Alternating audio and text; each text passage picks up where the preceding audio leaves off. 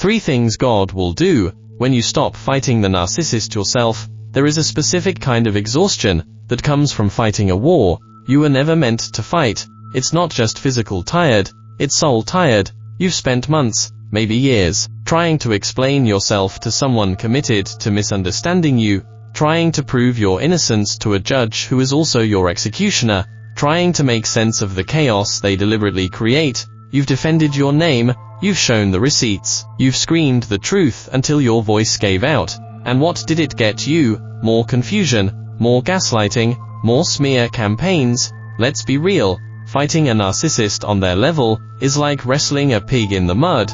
You both get dirty, but the pig likes it. Narcissists thrive on the conflict, they feed on your reaction. Every time you defend yourself, you give them supply. Every time you try to expose them, you give them a stage to play the victim. But here is the shift, and I need you to catch this. The moment you drop the rope, the moment you step out of the ring, the moment you decide that your peace is more valuable than your point, something spiritual shifts. You stop being their opponent, and you become God's protected. Exodus 14:14 says, "The Lord will fight for you, you need only to be still." That is the hardest instruction in the Bible. Be still when they are lying about me. Be still when they are turning people against me. Yes, because your silence is not weakness, your silence is a handover. It is you signing the case over to the Supreme Court of Heaven. When you stop fighting the narcissist yourself, you are effectively moving out of God's way, and letting Him do what only He can do. So what happens when you finally stop? What happens when you go no contact, or grey rock, and surrender the battle to the Lord? Here are 3 things God will do when you stop fighting the narcissist yourself. 1. God will expose what you couldn't explain. You have tried to warn people, you have tried to tell their new supply, or your mutual friends, or the church leadership, who this person really is. And what happened? You looked like the crazy one. You looked like the bitter one, the unstable one.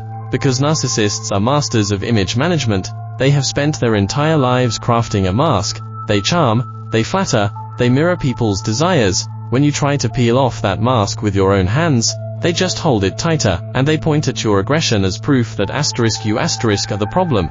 But when you stop, when you step back, God removes His restraining hand. You see, exposure is God's territory. Luke 8:17 says, "For there is nothing hidden that will not be disclosed, and nothing concealed that will not be known, or brought out into the open." When you stop fighting, the narcissist loses their distraction. They can no longer blame their behavior on your reaction. They are left alone with themselves, and their mask begins to slip. God has a way of letting people reveal themselves. He doesn't need your help to expose them. He just needs you to get out of the blast zone. Without you there to play the villain in their narrative, they have to find a new target, or they start to unravel. The cracks in their character start to show.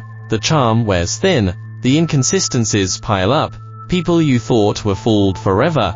Watch what happens. God will open their eyes in His timing, not yours. I have seen it time and time again. The moment the victim stops defending themselves, the narcissist gets careless, they get arrogant, they overplay their hand, and suddenly, the very people who didn't believe you start coming back, saying, "I see it now. I didn't understand before, but I see it now." You don't have to be the detective.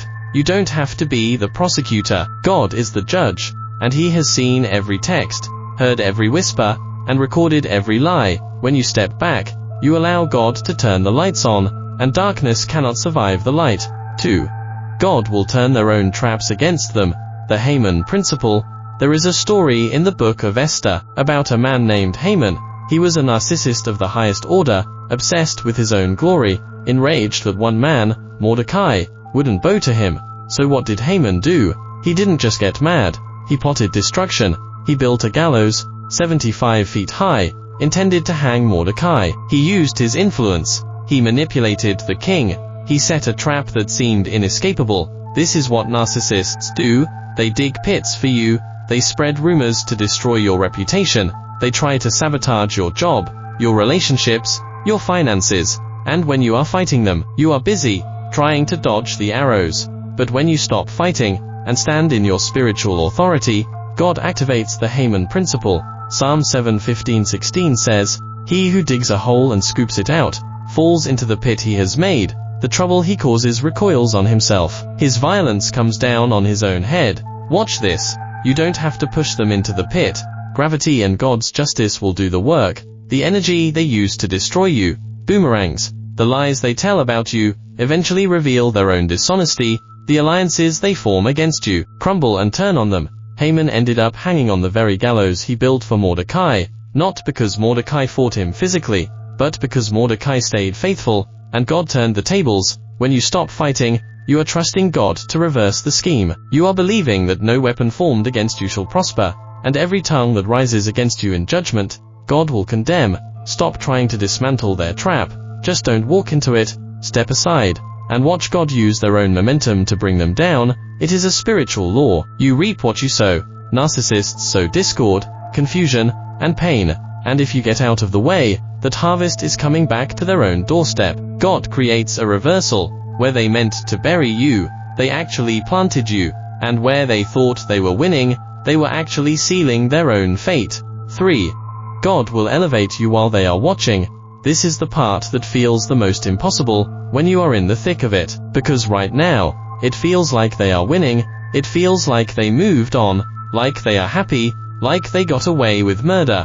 But Psalm 23:5 gives us a promise that is specifically for this moment. You prepare a table before me, in the presence of my enemies. Notice the location of the table. It's not in secret, it's not in heaven one day, it is in the presence of your enemies.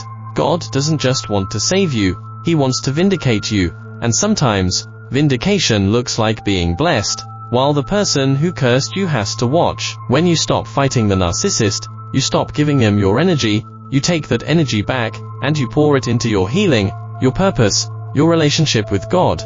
And what happens? You start to bloom, you start to glow again. The light they tried to dim gets brighter. God starts opening doors they tried to shut. He starts bringing new people who honor you.